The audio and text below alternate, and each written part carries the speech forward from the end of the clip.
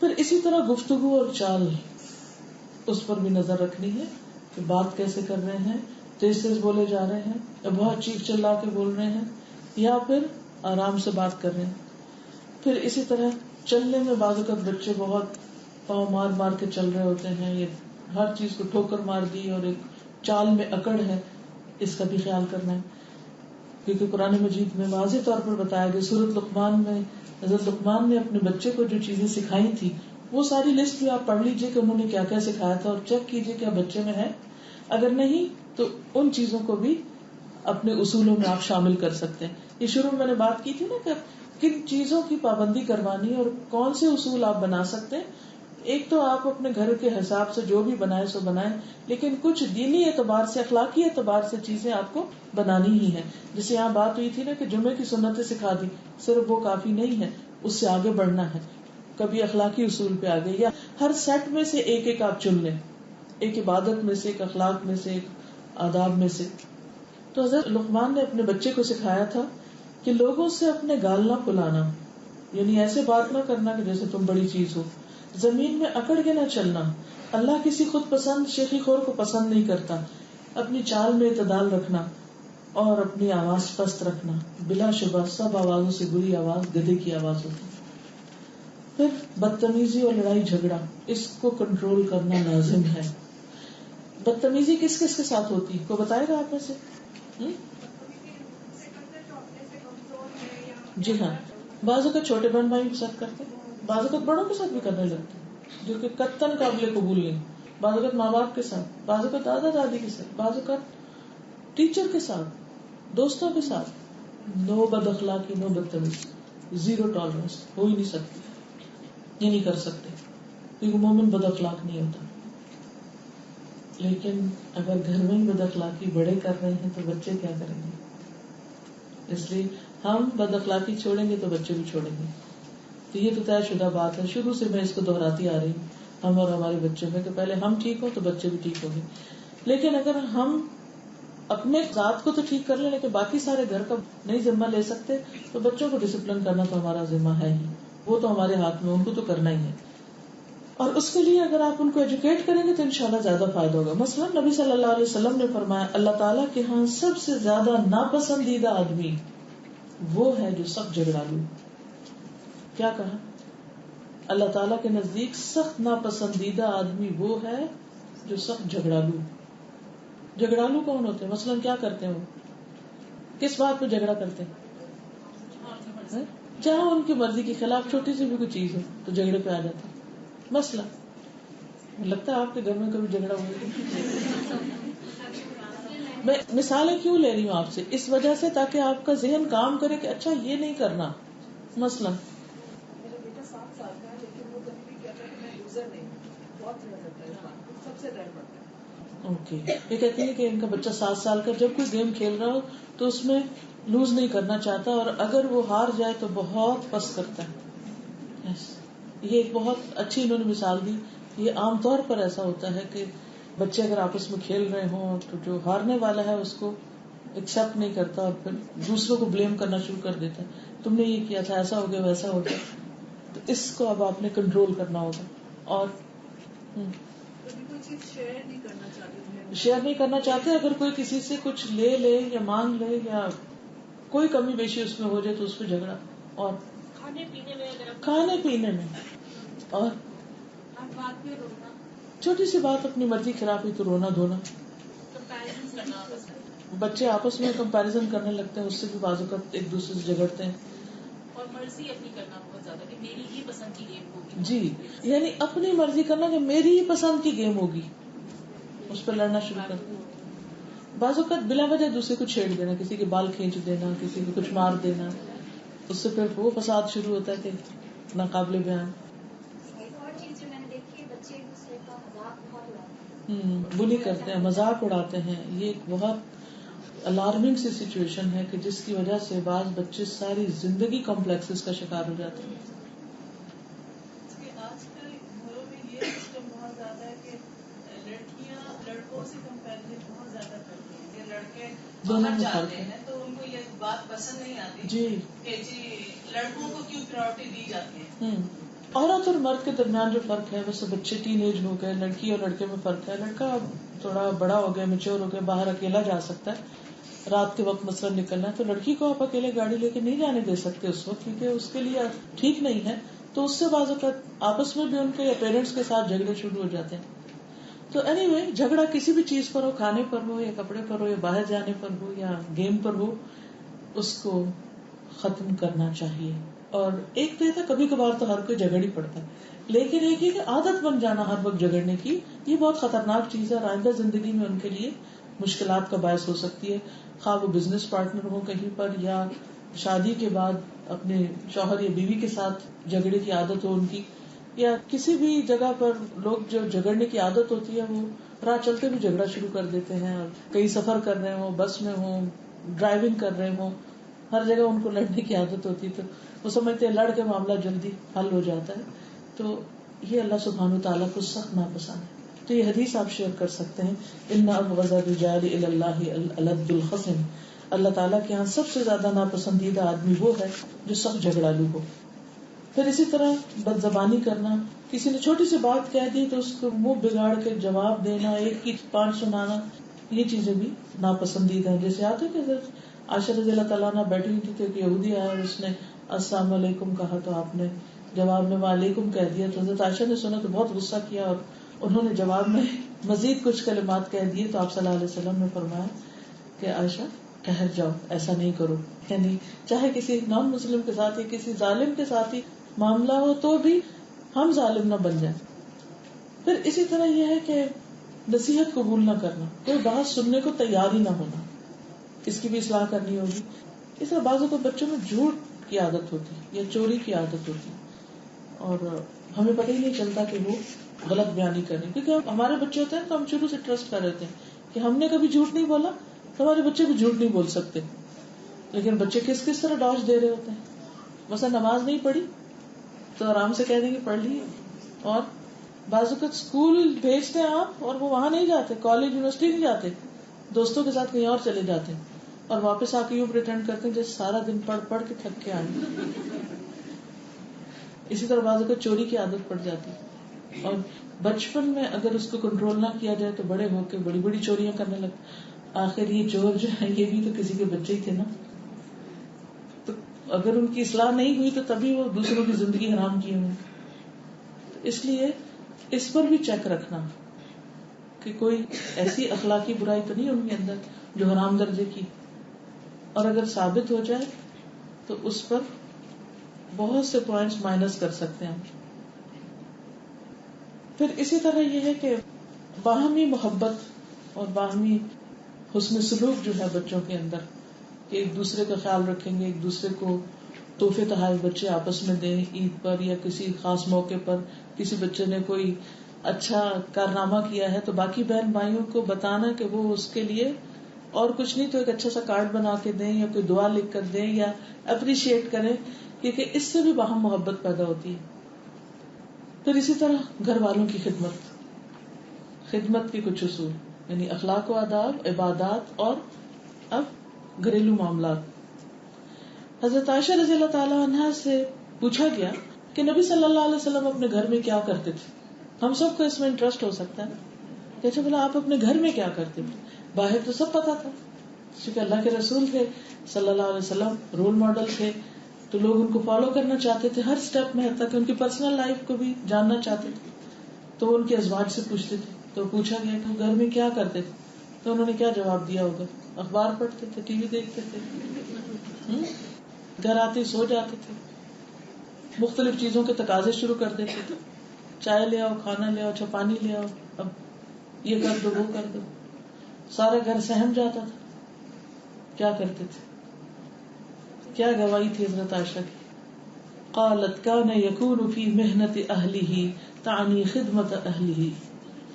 انہوں نے بتایا کہ نبی صلی اللہ علیہ وسلم اپنے گھر کے کام کاج یعنی اپنے گھر والوں کی خدمت کیا کرتے تھے. یہ تھا ہمارے نبی صلی اللہ علیہ وسلم کا گھر کا معاملہ اپنے گھر والوں سے. اس اصول پر کتنے مرد پورے اترتے؟ جو ہو چکا وہ ہو چکا، ہمارے بیٹے کیا کر رہے ہیں، ہماری بیٹیاں کیا کر رہی ہیں. اب ایک عجیب عادت لڑکیوں میں آ چکی ہے ساس سسر کی خدمت ہماری ذمہ داری کوئی نہیں. فائدے ہم سب اٹھائیں گے, ان کی شادی کا زیور ہم پہنیں گے کیونکہ ہم ان کی بہو ہیں, لیکن ان کی کوئی خدمت, کوئی ان کی کام, ان کی مدد, یہ ہمارا کوئی فرض ہے؟ یہ تو فتویٰ موجود ہے کہ بہو پہ ذمہ نہیں ہے, وہ تو بیٹے پہ ہے.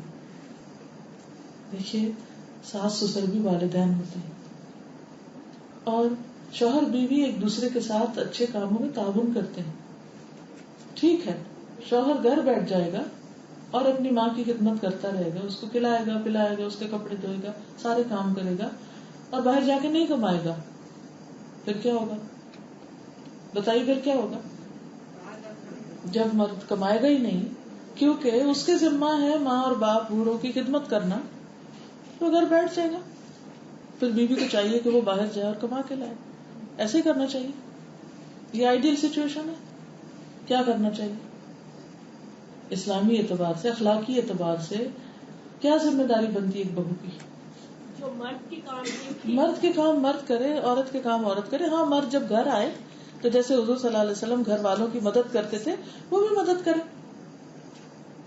صرف بیوی ہی کے اوپر نہ چھوڑ دے. مشکل جب ہوتی ہے جب شوہر کیا کرتا ہے, وہ کہتا ہے صرف تمہاری ذمہ داری ہے, میرا کوئی اس میں کام نہیں, یہ عورتوں ہی کے کام ہے. نہیں, نبی صلی اللہ علیہ وسلم ان کاموں میں بھی اپنے کپڑے کو پیبند لگا لیتے. سوچئے, یعنی سلائی کا کام, جوتا گانٹ لیتے تھے, موچی کا کام, پانی کا ڈول مرمت کر لیتے تھے, اور گھر کے کام کرتے, یعنی دودھ وغیرہ جانوروں کا نکال لیتے تھے, بکری وغیرہ دھو لیتے تھے. تو یہ کام اگر نبی صلی اللہ علیہ وسلم کر سکتے ہیں تو ہمارے مردوں کو بھی مشکل نہیں ہونی چاہیے.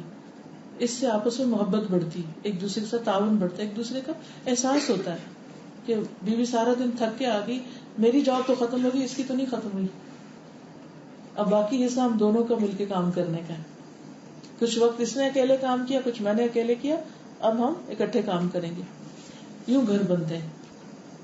پھر اسی طرح یہ ہے کہ رات کے وقت بچوں کو باہر نہ جانے دینا. آپ کو معلوم ہے کہ مغرب کے بعد باہر جانا ناپسندیدہ ہے, اللہ ہی کہ کوئی شدید ضرورت ہو.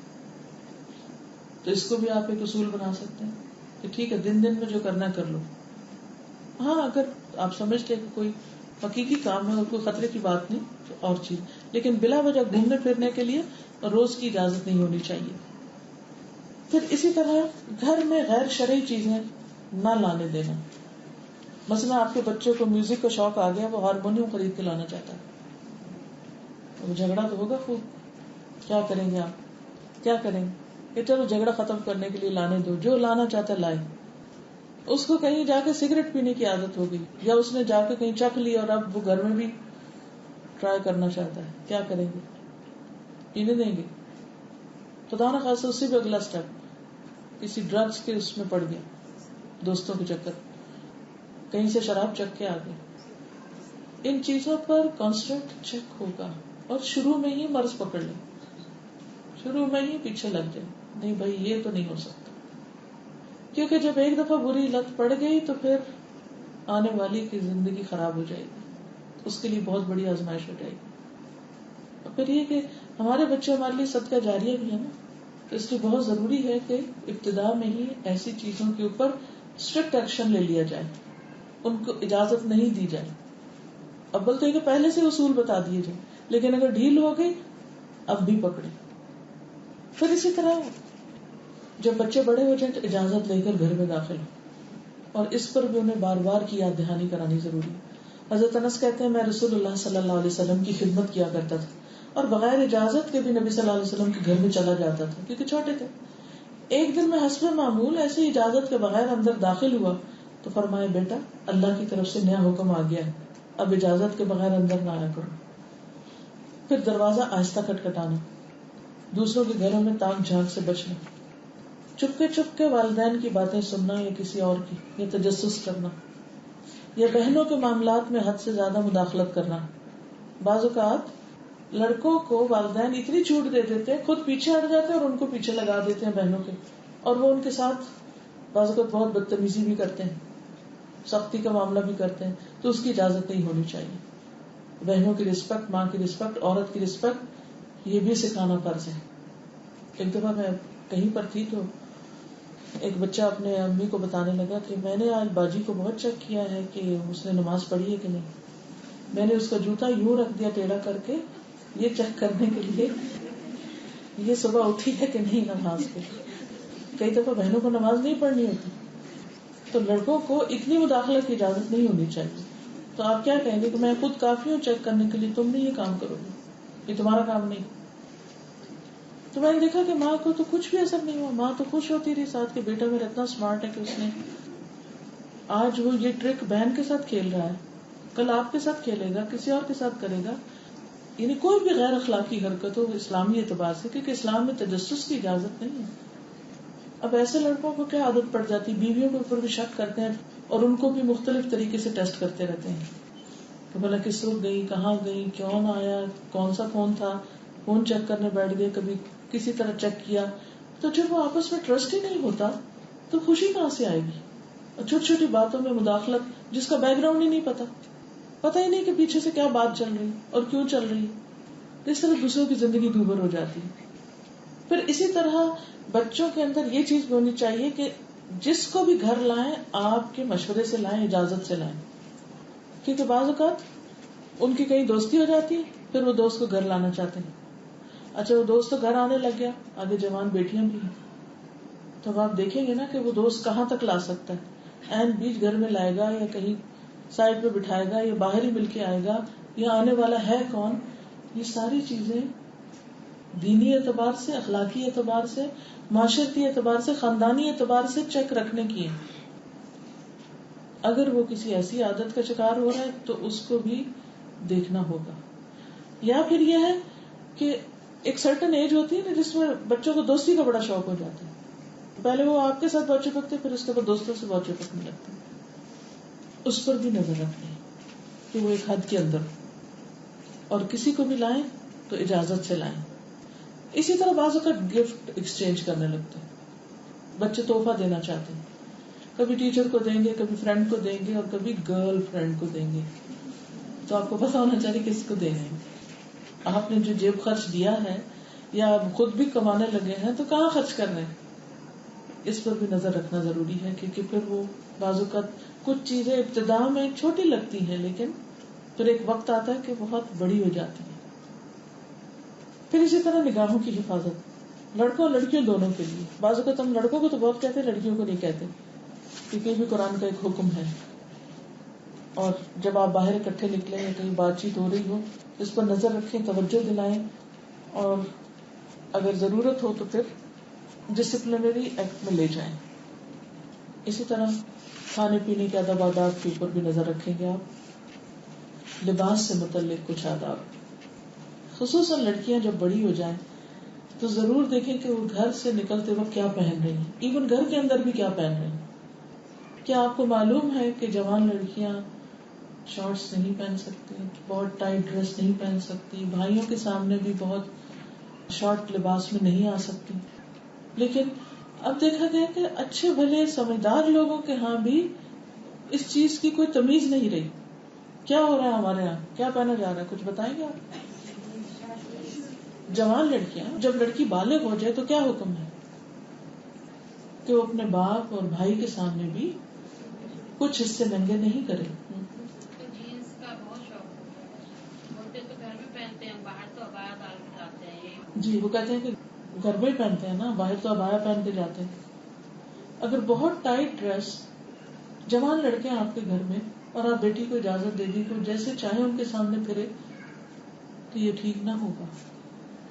جب لڑکی جوان ہو جاتی ہے تو اس وقت بہت ضروری ہوتا ہے کہ اس کے لباس میں حیا ہو.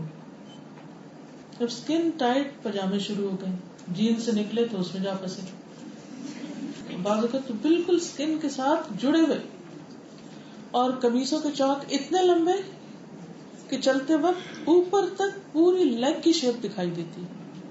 پھر اسی ڈریس میں بعض اوقات باہر نکل جاتے ہیں کہ جو وہ لمبا ہے ڈریس, چاہے یہاں تک چوک آ رہا ہے, اور پورے مال میں مردوں کے سامنے اسی طرح چلا جا رہا ہے, اوپر تک پوری کی پوری عورت ننگی ہوتی. یعنی لباس اگر ایسا پہنا ہوا ہو جو اسکن ٹائٹ ہو تو وہ بھی ننگے ہونے کے برابر ہے, چاہے وہ اوپر ایک چھوٹی سی لیئر ہے بھی تو. جب شیپ دکھ گئی تو ننگے ہو گئے آپ. اور کیا ہوتا ہے؟ خیال رکھتی ہے اپنے بچوں کا کہ گھر کے اندر صحیح سے بھائیوں کے سامنے کپڑے صحیح پہنو, باہر نکلتے ہوئے کالج. لیکن جب شادیاں آتی ہیں, شادیوں میں تقریب میں لے جانا ہوتا ہے, وہی ماں بچیوں کو اس طرح ڈریس کر کے لے جاتی ہیں, وہ بولتی ہے کہ یہ تو سماج کے ساتھ رہنا ہے, لڑکیوں کی شادی کرا دوں. اس میں لڑکیوں کو بہت زیادہ پریشان کرتی ہے. دیکھیے جب شادی کرانی ہے تو جو رشتہ آئے گا اس کے سامنے تو آپ دکھائیے, سب لوگوں کو کیوں دکھا رہے ہیں؟ اور کیا ہوتا ہے؟ مائیں بھی اپنے لڑکوں کے سامنے اتنا ٹائٹ ڈریس پہنتی ہیں اور دوپٹہ پہننا مناسب نہیں سمجھتی ہے, سمجھتی کہ یعنی ہمارے ہی تو لڑکے ہیں. جی ہاں, بعض اوقات کہتے ہیں ہمارے ہی تو بیٹے ہیں. اتنی لو نیک ہوتی ہے کہ اتنا کھلا گلا ہوتا ہے, اور بعض اوقات اٹھتے بیٹھتے اگر جسم بھاری ہے تو پورے کا پورا دکھ رہا ہوتا ہے, اور لڑکوں کے اندر سے شرم و حیا نکل جاتی ہے کیونکہ ماں کا ہی رول ماڈل ایسا ہے. جی اکثر بچیوں کو دیکھا گیا ہے کہ وہ صاف تو بہت اچھی طرح سے باندھی بھی ہوتی ہے, لیکن پورے جسم کا ان کو کچھ خیال نہیں ہوتا, کہ وہی ٹائٹ ڈریس اور سب کچھ, اور وہ ان کے ذہن میں یہ ہوتا ہے کہ ہم حجاب کر کے نکل رہے ہیں باہر. جی, بہت اچھا پوائنٹ ہے کہ بعض بچے یہ سمجھتے ہیں کہ صرف سر ڈھانک لینا حجاب ہے, اور باقی کچھ بھی اگر ٹائٹ ہے یا کھلا ہے تو اتنا فرق نہیں پڑتا.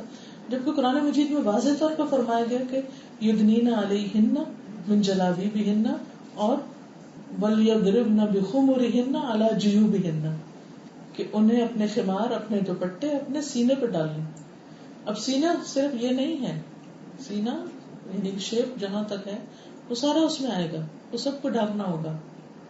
اس طرح گردن, کان, بعض اوقات سارا ڈھانک لیتے ہیں, کان کھول کے ان میں بالیاں لمبی لمبی لٹکا کے اور وہ دکھاتے رہتے ہیں, تو یہ بھی ٹھیک نہیں.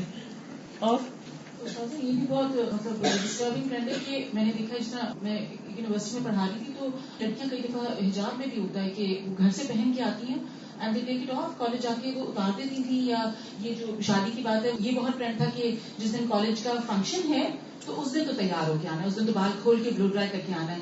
تو اس میں بھی پھر آئی ڈونٹ نو کس طرح چیک رکھا جائے, ایسا کوئی شروع سے شعور نہیں شاید اس چیز کا. جی, وہ ایک عادتاً ہی حجاب بھی کر رہے ہوتے ہیں نا, تو ان چیزوں میں بھی کیونکہ ماں باپ بھی اجازت دیتے ہیں, کیونکہ اگر پتا ہو ایک لمٹ کہ ماں باپ اجازت نہیں دے رہے تو وہ نہیں کریں گی, اور اگر وہ پھر بھی نہیں باز آتی تو پھر وہی جو شروع میں آج میں نے بات کی نا, کہ آپ ان کو کہیں کہ مزید پریویلیجز اس وقت حاصل ہوں گے جب آپ یہ اور یہ کام کریں گے, اور اگر نہیں کریں گے فلاں چیز نہیں ملے گی, اور یہ آپ کے اوپر فرض ہے. آپ کو معلوم ہے نا کہ ایک عورت اپنے ساتھ کئی مردوں کو جہنم میں لے کے جائے گی, باپ کو لے کے جائے گی, بیٹے کو لے کے جائے گی, بھائی کو لے کے جائے گی, شوہر کو لے کے جائے گی, کیونکہ انہوں نے اس کو ڈسپلن نہیں کیا, حد میں نہیں رکھا, حیا کے تقاضے پورے نہیں کروائے.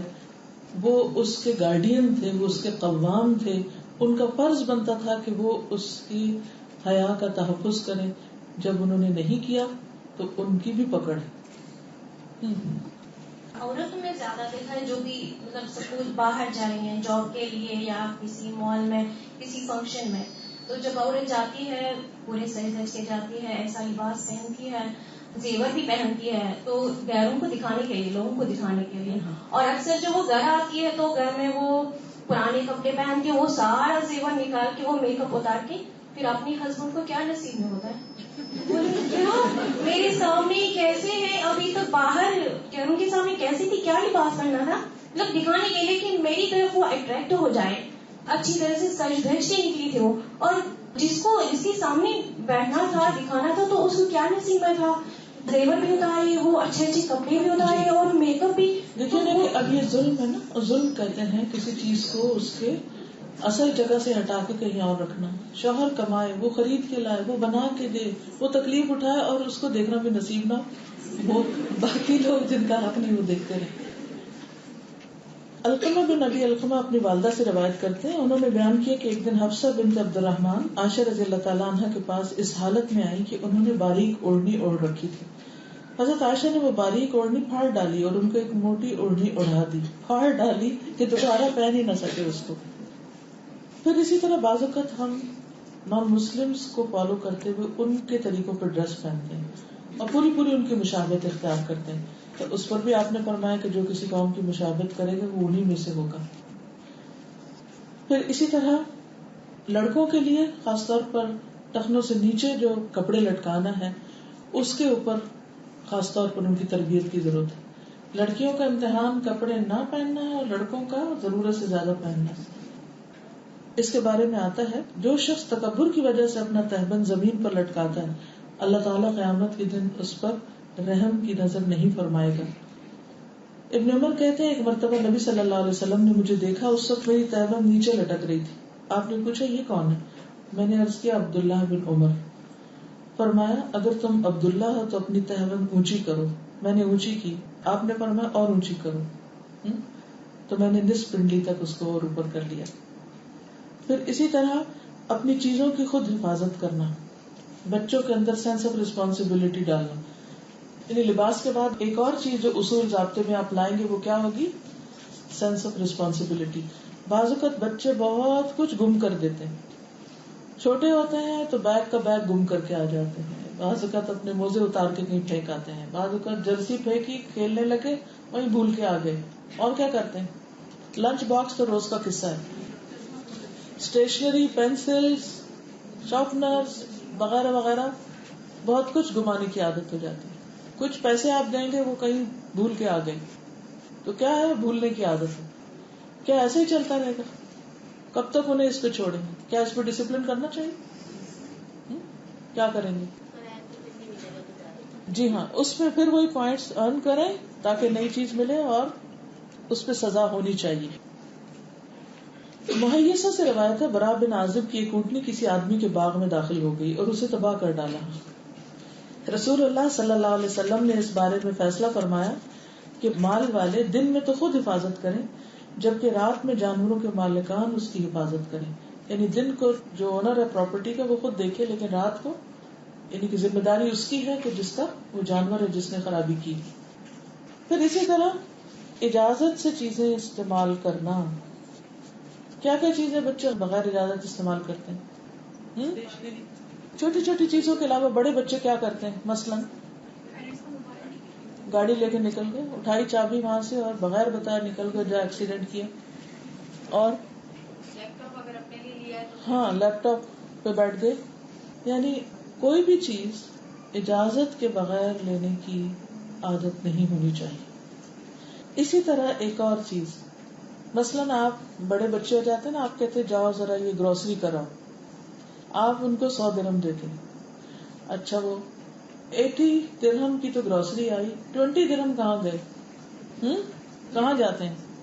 ان کی اپنی جیب میں. پیسے واپس نہیں کرتے. کبھی آپ نے اس پہ نوٹس کیا؟ اچھا ہم کیا کہتے ہیں, اچھا بچے ہیں نا اپنے ہی ہیں, خیر ہے وہ گیا ہے تو چلو 20 درہم انعام صحیح, آنے جانے کا کرایہ صحیح. نو وے. حساب کتاب ہے. اگر اس کی عادت ابھی نہیں ڈالیں گے تو کیا ہوگا؟ وہ آپ کے ساتھ تو پیار محبت کے رشتے میں نہیں کر رہے نا.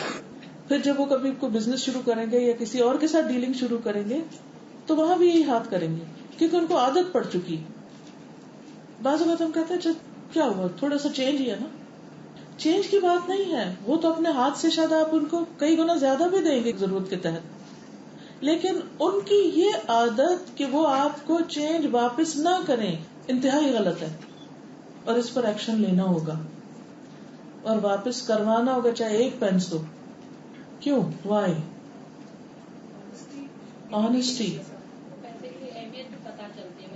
پیسے کی اہمیت بھی پتہ چلتی ہے. لوگ کہتے ہیں سو واٹ, اس کا کیا ہے, یہ تو کچھ نہیں. ہاں ڈنڈی مارنے کی عادت پڑ جائے گی. یعنی آپ دینا چاہیں تو وہ آپ سے پوچھ کے رکھیں, اجازت سے رکھیں, یا آپ ان کو پہلے ہی طے کر لیں کہ یہ آپ اتنے کی چیز لیں اور جو باقی ہے وہ تمہارے ہوں گے, وہ بتا دیا جائے. دوسروں کا مال جیسے اپنا سمجھنا. جی ہاں, دوسروں کا مال اپنا سمجھنا, مال مفت. ہاں جی, بڑے ہو کر جب آپ نے دیکھا ہوگا کہ جب ورثہ تقسیم ہوتا ہے یا اور اس طرح کے, تو وہ کیا کرتے ہیں, اچھا بہن بھی اپنا حصہ مجھے دے دے, فلاں بھی, اماں آپ نے کیا کرنا ہے, وہ بھی میرے نام لکھوا دیں, اس کا بھی لے لیں, اس کا بھی لے لیں, کیونکہ وہ بچپن سے عادت پڑی ہوئی نا اوروں کا حق مارنے کی. یہ انتہائی غلط عادت ہے. بعض اوقات آپ ایک چیز لینے کے لیے بھیجتے ہیں, ساتھ وہ اپنی 2 چیزیں خود اپنی مرضی سے اٹھا لاتے ہیں. کچھ چاکلیٹ خرید لائے اپنے لیے, کچھ اور جنک خرید لائے, وہ آپ کی لسٹ میں نہیں تھا. تو اب آپ کہیں گے او اگر میں اس پہ بات کروں تو بہت مین حرکت ہے, اب میں اتنی چھوٹی چھوٹی چیزوں کا حساب کتاب کروں. نہیں، بات مین ہونے کی نہیں ہے، بات ڈسپلن کی ہے، بات ایک تمیز کی ہے، بات ایک آنےسٹی کی ہے. جی کیونکہ تربیت دونوں والدین کی ذمہ داری ہے، تو کچھ چیزیں شوہر کی ذمہ بھی کی جا سکتی ہیں جو کہ باہر کی زندگی سے تعلق ہے، کہ اس کی ڈسپلن وہ کریں. اور دوسری بات یہ کہ کچھ ٹیچنگ مومنٹس ہوتے ہیں، جب کوئی ایسی سچویشن کریٹ ہوتی ہے تو وہ بڑا اچھا وقت ہوتا ہے کہ ایٹ دیٹ مومنٹ آپ اس اصول کو یا وہ چیز جب سکھانا چاہ رہے ہیں. ہر وقت تو نہیں وہ آتا، لیکن وہ ٹیچنگ مومنٹس کبھی کبھی ہم لوز کر جاتے ہیں کہ ہم اس وقت اگر اپنا ٹیمپر لوز کر جائیں اور ڈانٹ لیں، بجائے اس کے کہ ہم پہلے سے یہ ساری باتوں کو مد نظر رکھیں، تو وہ ایسے ٹیچنگ مومنٹ اس چیز کو یوٹیلائز کریں. بالکل صحیح. مثال کے طور پر آپ ہر وقت یہ لیکچر نہیں دیں گے کہ تم بے ایمانی مت کرنا اور آنےسٹی اختیار کرنا اور ایسا کرنا ویسا کرنا. نہیں، جس وقت آپ کے مائنڈ میں ہے کہ آپ نے ان کو سکھانا ہے کہ حساب کتاب صحیح کریں، فیئر ہو اپنی زندگی میں، پہلے کچھ نہیں کریں. جس وقت آپ ان کو بھیج رہے ہیں، ان کے ہاتھ میں پیسے دے رہے ہیں اور ان کو بتا رہے ہیں یہ چیز لانا ہے، اسی کے ساتھ ایک چیز ایڈ کر دیں کہ باقی پیسے آپ واپس مجھے لا کر دیں گے.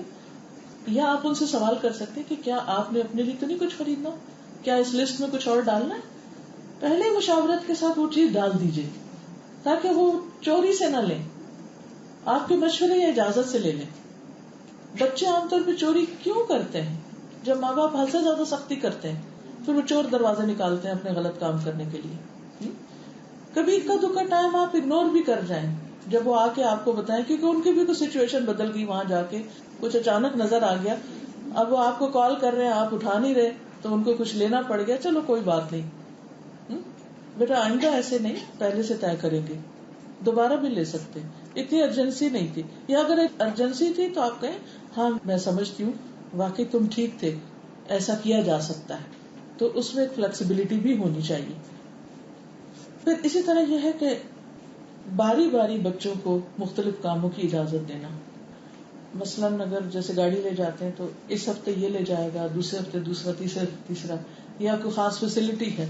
بعض آپ نے گھروں میں دیکھا ہوگا کہ مثلاً کہیں پر اگر کوئی ایک گھر ہے جس میں مختلف بچوں کو جا کے رہنا ہے تو وہ طے کر لیتے ہیں کہ اس سمر ہم جائیں گے، نیکسٹ سمر تم جاؤ، اس ہفتے ہم جائیں گے، نیکسٹ ہفتے تم جاؤ گے، اس ہفتے اس کا آف ہے، اس ہفتے یہ کام کرے گا. یا جیسے گھر میں بچیاں ہیں تو کھانا پکانے کی، صبح ناشتہ یہ بنائے گی، دوپہر میں یہ ہوگا، شام میں یہ ٹیبل لگائیں گے، یہ برتن اٹھائیں گے، یہ فلاں کریں گے. اس طرح مختلف کاموں میں مختلف بچوں کی باریاں وغیرہ لگا دی جائیں. ہاں، ڈسپلن کہاں کریں گے؟ جب کوئی اپنی باری پر آئے نہیں، جب کوئی کمٹمنٹ نہیں نبھائے، جب وہ اپنا کام نہ کرے، پھر آپ کہیں گے کہ نہیں. جو کہ یہ لیکچر کا آخری حصہ نا، ابتدائی حصے ریکال کر لیجیے، اس میں میں نے اور سٹیپس بتائے ہوئے ہیں کہ عادت بنائی کیسے جائے گی. اب یہ جو پارٹ ہے اس میں تو آخری سخت والا حصہ ہے نا کہ ڈسپلن کیسے کیا جائے گا اور کن کن چیزوں میں کیا جائے گا. پھر اسی طرح اگر آپ دیکھ رہے ہیں کہ بچے مالی معاملات کو نہیں سنبھال سکتے، کاؤنٹ کرنا آتا نہیں ہے، چھوٹے ہیں، تو قرآن مجید کا حکم کیا ہے کہ نہ اہل کو مال مت دو، لا تؤتوا السفہاء اموالکم، بے وقوفوں کو مال مت دو، ان کے اوپر وہ ذمہ داری مت ڈالو جو وہ نہیں اٹھا سکتے.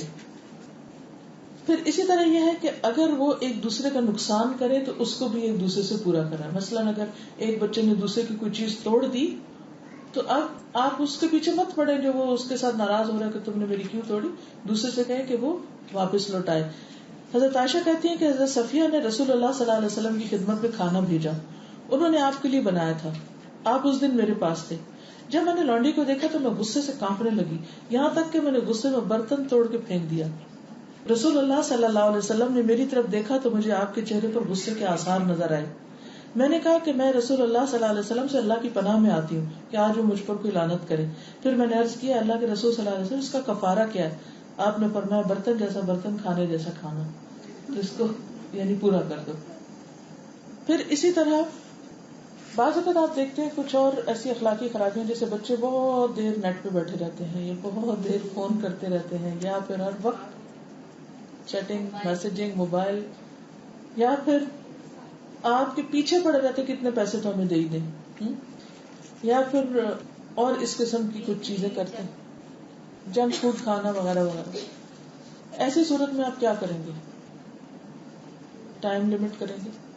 اور یہاں بھی پھر اجازت کا انحصار ان کی باقی کارکردگی پر. اگر اسکول میں اچھا ہی نہیں کیا تو کیا کریں گے؟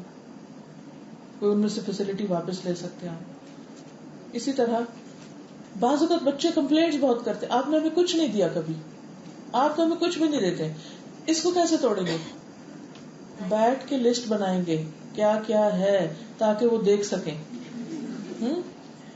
قرآن مجید سے اس کی مثال ہمیں ملتی ہے کہ اللہ نے آپ کو کیا کیا دے رکھا ہے. جب بچے کہیں کہ ہمیں کچھ نہیں دیا, ہمیں کچھ نہیں ملا, آپ کچھ دیتے ہی نہیں, تو اس وقت ان کو دکھائیے کہ کیا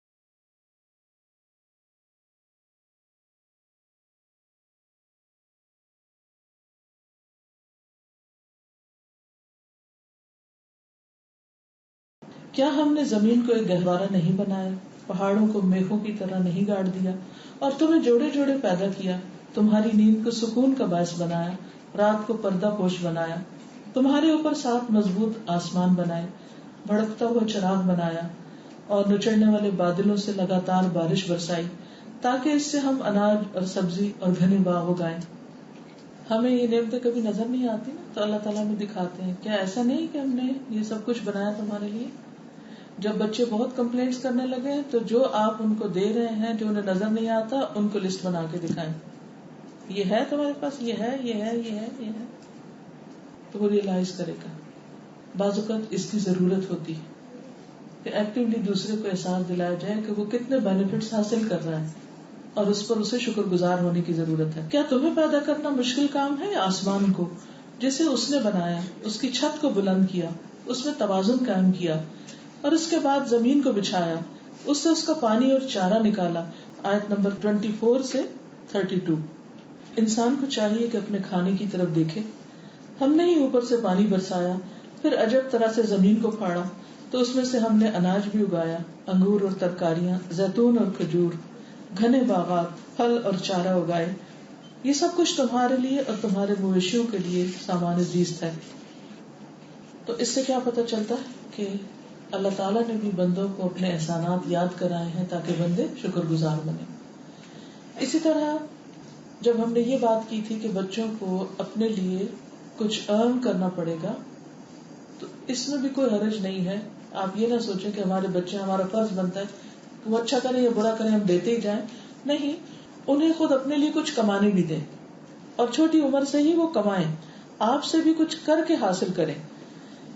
جنت میں درجے پانے کے لیے کیا انسان کو محنت کی ضرورت نہیں, کچھ کرنے کی ضرورت نہیں؟ رسول اللہ صلی اللہ علیہ وسلم نے فرمایا, جنت کے اطراف میں گھر کا ضامن ہو اس شخص کے لیے جو حق پر ہونے کے باوجود جھگڑا چھوڑ دے.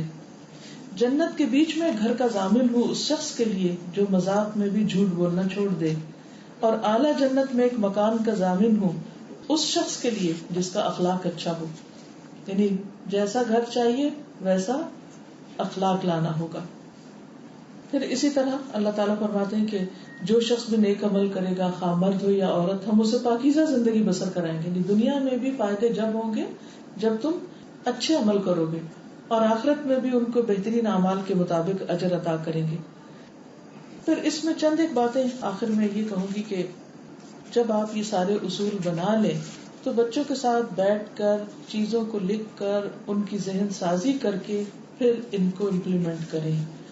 بغیر ذہن سازی کے, بغیر نیگوشیشن کے, بغیر ڈسکشن کے, بغیر پہلے ان کو وارن کرنے کے, یک صرف ان کو بتاتے نہ جائیں آج کے بعد تمہیں یہ نہیں اجازت ہوگی, آج کے بعد یہ نہیں ہوگا, آج کے بعد یہ نہیں ملے گا.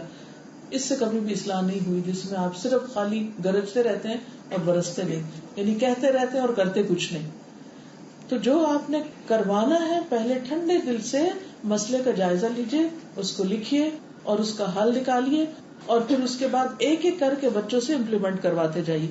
اور اس میں چیخ پکار نہیں ہوگی، شور ہنگامہ نہیں ہوگا، بد اخلاقی اور بدتمیزی نہیں ہوگی، صبر و ضبط اور تحمل سے کام لینا ہوگا، نرمی سے، اچھے اخلاق سے، اور بچوں کو یہ احساس دلاتے ہوئے کہ یہ سب کچھ دراصل انہی کے فائدے میں ہو رہا ہے. پھر اس میں مستقل مزاجی چاہیے ہوگی. یہ نہیں کہ 4 دن تو آپ کر لیں، 5ویں دن آپ خود ہی اصول توڑ کے بیٹھ جائیں، یا آپ کر رہے ہیں اور آپ کے شوہر نہ کر رہے ہیں، یہ ایک الگ مسئلہ ہوتا ہے. تو بچوں سے کچھ کرانے سے پہلے ان کو قائل کر لیجیے. یہ نہ ہو کہ بچہ آپ سے بچنے کے لیے ان کے کمبل میں گھس جائے یا ان سے بچنے کے لیے آپ کے چادر میں آ جائے، یعنی آپ کا شیلٹر لے لے.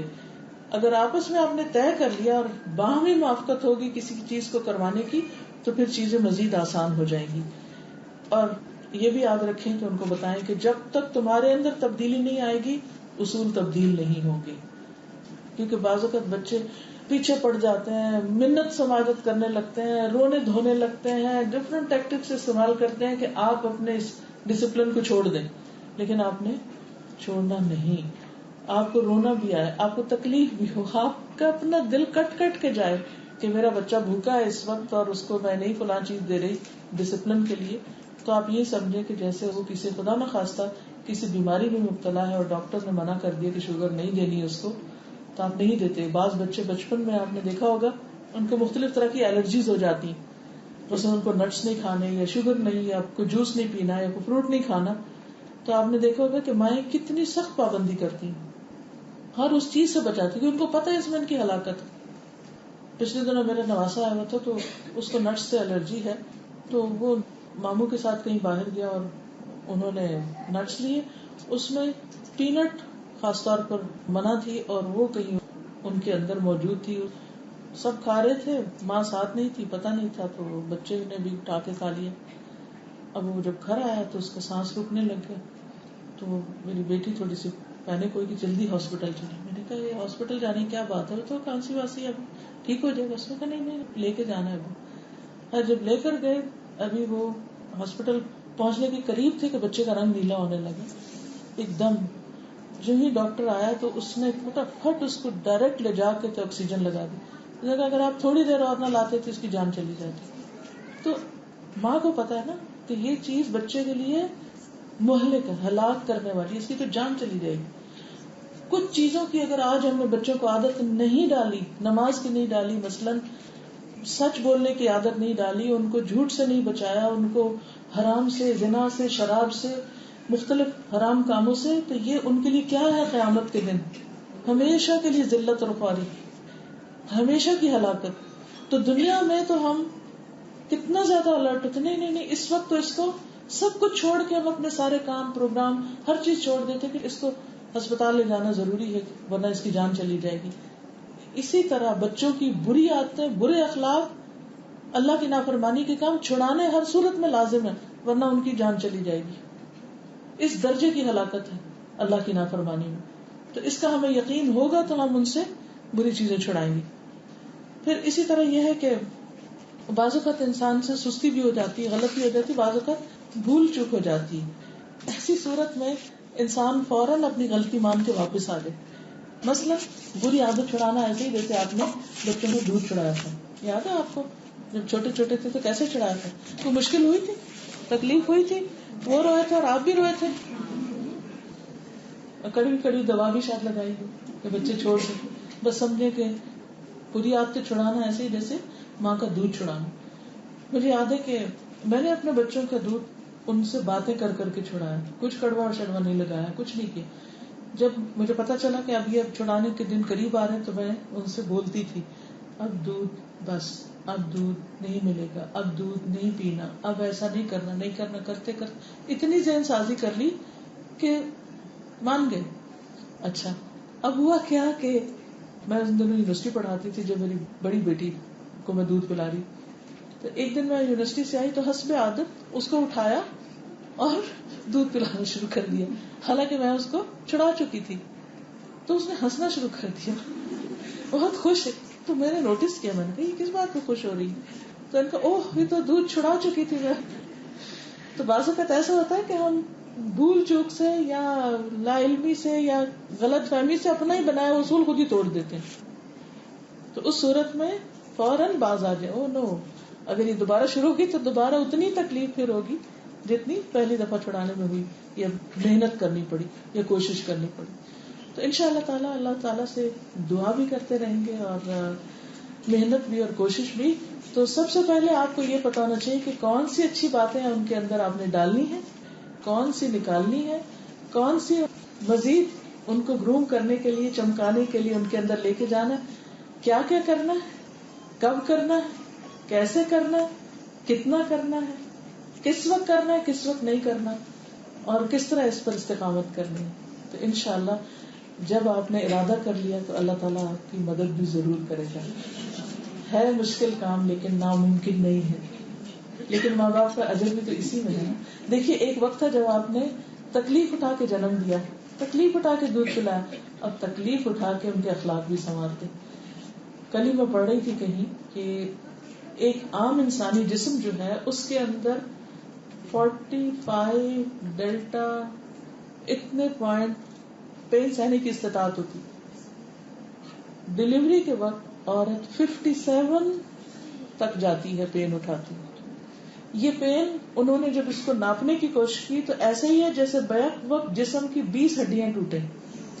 اتنی درد اٹھاتی ہے ماں ایک بچے کی پیدائش میں.